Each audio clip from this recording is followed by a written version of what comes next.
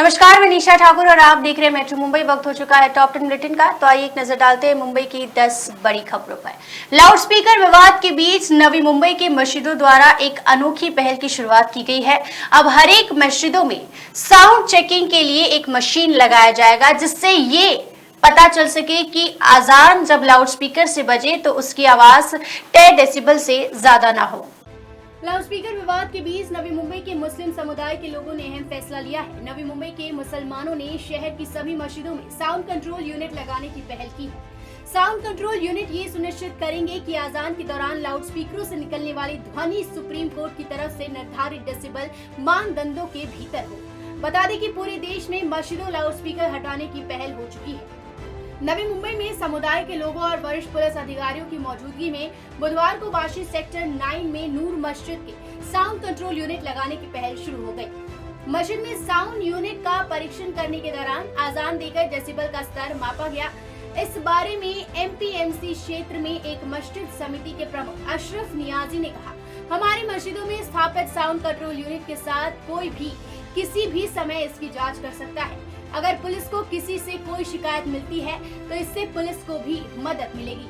समुदाय के लोगों को 50 साउंड कंट्रोल यूनिट मिली है, जिन्हें वह शहर की मस्जिदों में वितरित करेंगे। मुस्लिम समुदाय के एक दूसरे नेता पाशा भाई ने कहा, हमने अन्य दूसरी मस्जिदों में बांटने से पहले वाशी में नूर मस्जिद में साउंड कंट्रोल यूनिट को स्थापित किया।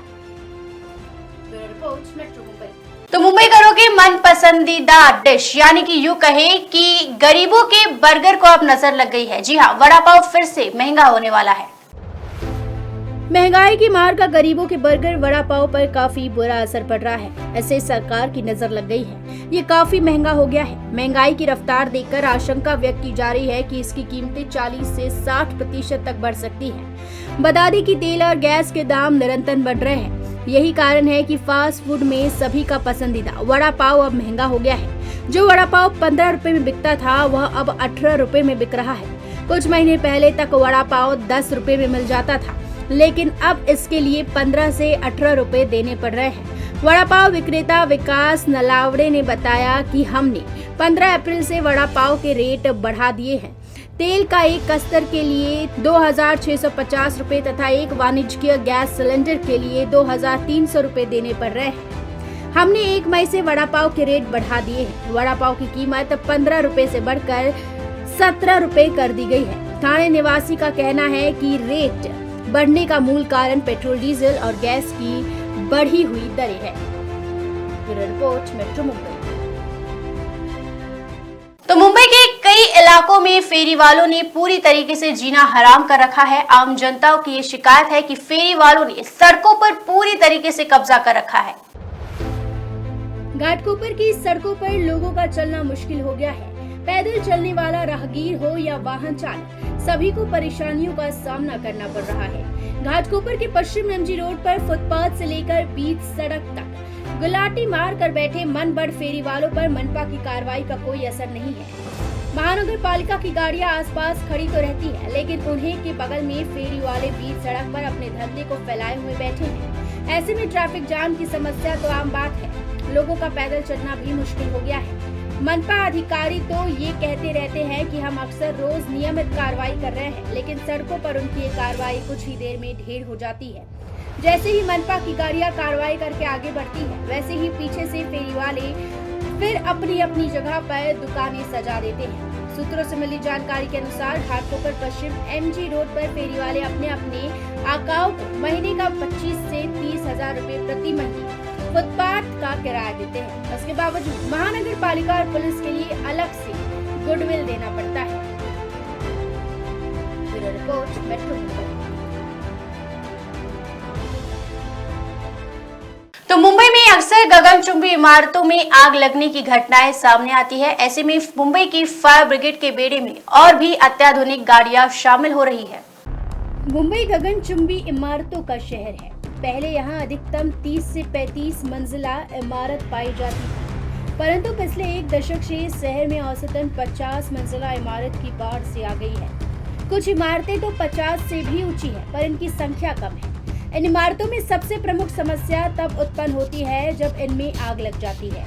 मुंबई मनपा के फायर ब्रिगेड के पास जो फायर सेफ्टी की गाड़ियां हैं वे 30 मंजिला इमारत की आग बुझाने के लिए सक्षम है। ऐसे में अगर आग इमारत की 40 या 45वीं या 50वीं मंजिल पर लगती है तो वहां तक पहुंच पाने के लिए कोई साधन उपलब्ध नहीं था, पर मनपा ने अब इसे भी गंभीरता से लिया है और अब 50 मंजिल तक आग बुझ सके ऐसी गाड़ियां मंगवाई है। इससे 50वीं मंजिल पर भी मुंबईकर को सेफ्टी दी जा सकती है और मनपा का फायर ब्रिगेड 50वीं मंजिल पर लगी आग को भी खाक कर सकता है। गौरतलब है कि मुंबई शहर में आए दिन आग की घटनाएं सामने आती है। ज्यादातर मामलों की वजह शॉर्ट सर्किट बताई जाती है।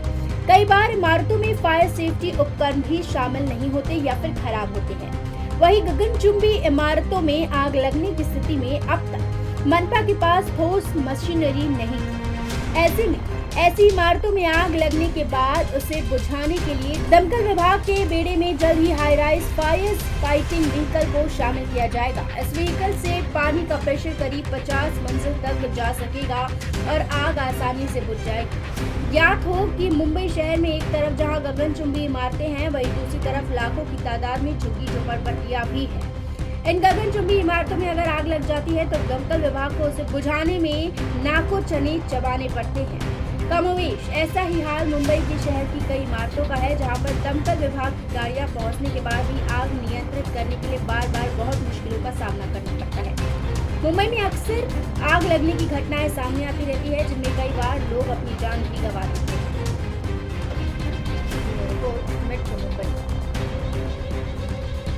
तो दिल्ली मुंबई एक्सप्रेस वे के जरिए अब दिल्ली से जयपुर का रास्ता महज कुछ ही घंटों में तय हो जाएगा।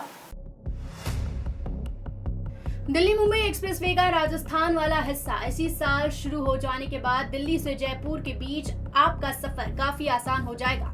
इस एक्सप्रेस वे पर 102 किलोमीटर प्रति घंटे की रफ्तार से वाहन दौड़ेंगे। इसके बाद ये सफर मात्र 3 घंटे में ही पूरा हो जाएगा। दिल्ली के धौला कुआं से जयपुर तक बिना रुके 3 घंटे में ही पहुंच जाएंगे। दिल्ली मुंबई के फर्स्ट फेज का काम जून 2022 तक पूरा होने की संभावना है। एक्सप्रेस वे का सोहना दौसा खंड सिग्नल मुक्त यात्रा के लिए होगा। एक्सप्रेस वे पर एडवांस ट्रैफिक मैनेजमेंट सिस्टम होगा। यहाँ इंटरचेंज के जरिए एंट्री और एग्जिट मिलेगी। एक्सप्रेस वे पर 12 जगहों पर इंटरचेंज की सुविधा होगी। नौगांव, बदौड़ा, मेव, लक्ष्मणगढ़, पेनाम, राजगढ़, मंडावर रोड सहित कई इलाकों में ये इंटरचेंज होंगे। दिल्ली मुंबई एक्सप्रेस वे राजस्थान के 7 जिलों की 18 तहसीलों के 265 गांवों की सीमा से होकर गुजरेगा। इसमें अलवर, भरतपुर, दौसा, सवाई माधोपुर, टोंक, बूंदी और कोटा जिला शामिल है। आने वाले कुछ महीनों में दिल्ली मुंबई एक्सप्रेस वे पर अलवर से दौसा तक सफर शुरू हो सकता है। दिल्ली से दौसा तक के पहले फेज का काम लगभग अंतिम चरण में है। ये पैकेज गुरुग्राम, सोना से लेकर दौसा जिले के भंडारेज और लालसोट को कनेक्ट करता है। दिल्ली मुंबई एक्सप्रेसवे को जयपुर से जोड़ने के लिए 6 लेन लिंक रोड बन रहा है। ये लिंक रोड दौसा और जयपुर जिले के 85 गांवों से होकर गुजरेगी। Bureau report, metro Mumbai. Mumbai से गांधीनगर जाने वाले ट्रेन में अब शताब्दी एक्सप्रेस में विस्टाडोम को परमानेंट कर दिया गया है, क्योंकि यात्रियों का विस्टाडोम कोच को काफी अच्छा प्रतिसाद मिला। प्रायोगिक तौर पर मुंबई सेंट्रल गांधीनगर कैपिटल शताब्दी एक्सप्रेस में जुड़े विस्टाडोम कोच को पिछले 1 महीने में यात्रियों से मिले शानदार प्रतिसाद को देखते हुए अब स्थायी रूप से जोड़ने का निर्णय लिया गया है। सीपीआरओ सुमित ठाकुर के अनुसार ट्रेन संख्या 12009/10 मुंबई सेंट्रल गांधीनगर कैपिटल शताब्दी एक्सप्रेस में 17 मई से स्थायी रूप से 2 विस्टाडोम कोच जुड़ेंगे। इस विस्टाडोम कोच में प्रति कोच 44 यात्रियों की बैठने की क्षमता होगी, जो यात्रियों को बेहतर यात्रा अनुभव प्रदान करता है। इस कोच में कांच की बड़ी खिड़कियां, कांच के छतें, घूमने वाली सीटें और एक ऑब्जर्वेशन लॉन्च है, जिससे यात्री बाहर के मनोरम दृश्य का आनंद ले सकते हैं। विस्टाडोम कोचों की बुकिंग को अब शताब्दी एक्सप्रेस के अन्य डिब्बों के साथ एकीकृत कर दिया गया है। Bureau report, metro Mumbai.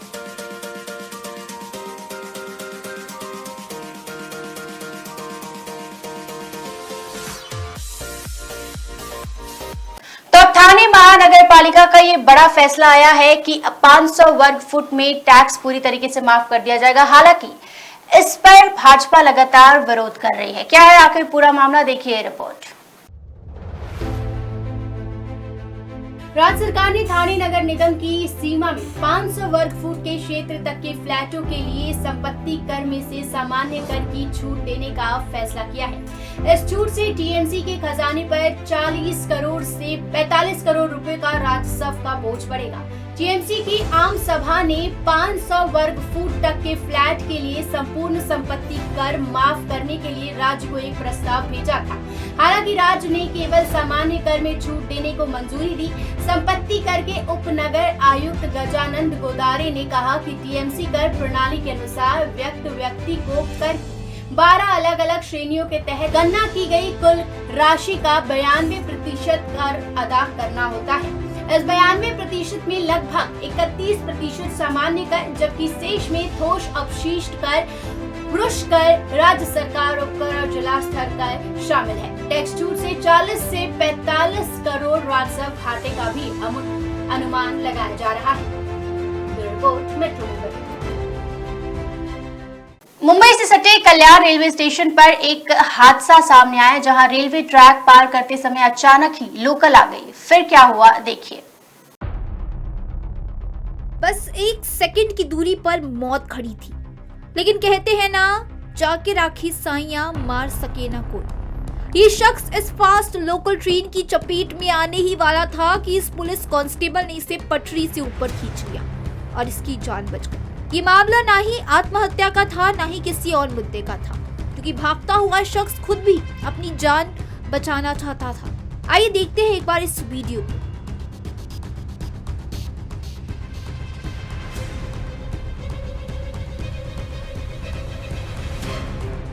सभी को चौंका देने वाला ये वीडियो मुंबई से सटी ठाणे स्टेशन का है, जहां देखा आपने जैसे ही ये पुलिस वाला खड़ा था, जब वो अपने सामने एक आदमी को पटरी से स्टेशन की तरफ भागते हुए दिखता है।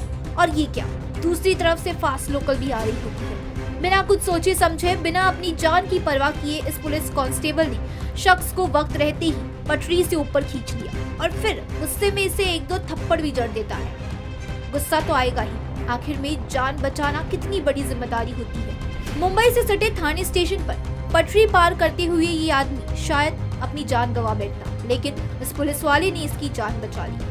ये नजारा देखकर रोंगटे खड़े हो जाते हैं। इसलिए मेट्रो मुंबई भी आपको अपनी जान से किसी भी तरह का खिलवाड़ ना करने की अपील करता है। मेट्रो मुंबई के लिए तृप्ति सिंह की रिपोर्ट।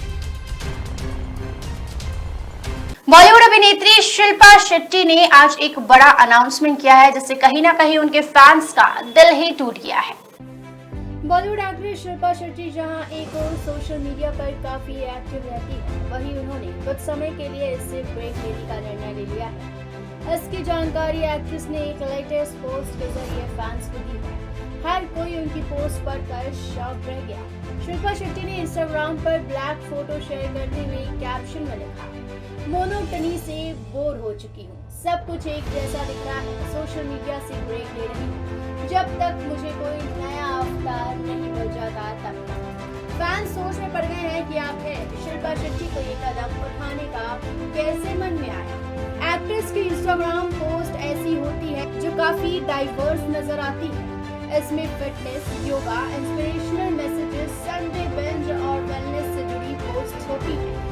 शिल्पा शेट्टी के करीबन 25.3 मिलियन फॉलोअर्स है। पोस्ट में शिल्पा शेट्टी की कैप्शन चॉइसेस भी ऑन पॉइंट नजर आती है। एक्ट्रेस की सॉलिड फैन फॉलोइंग है। इंटरनेट पर अक्सर शिल्पा शेट्टी अपने पोस्ट से ही दर्शकों का दिल जीतती नजर आती है। इंस्टाग्राम गेम शिल्पा का हमेशा से ही ऑन पॉइंट नजर आता है, लेकिन एक साधारण मोनोटनी को तोड़ते हुए शिल्पा शेट्टी ने इस बार पहली बार सोशल मीडिया से ब्रेक लेने का फैसला किया है।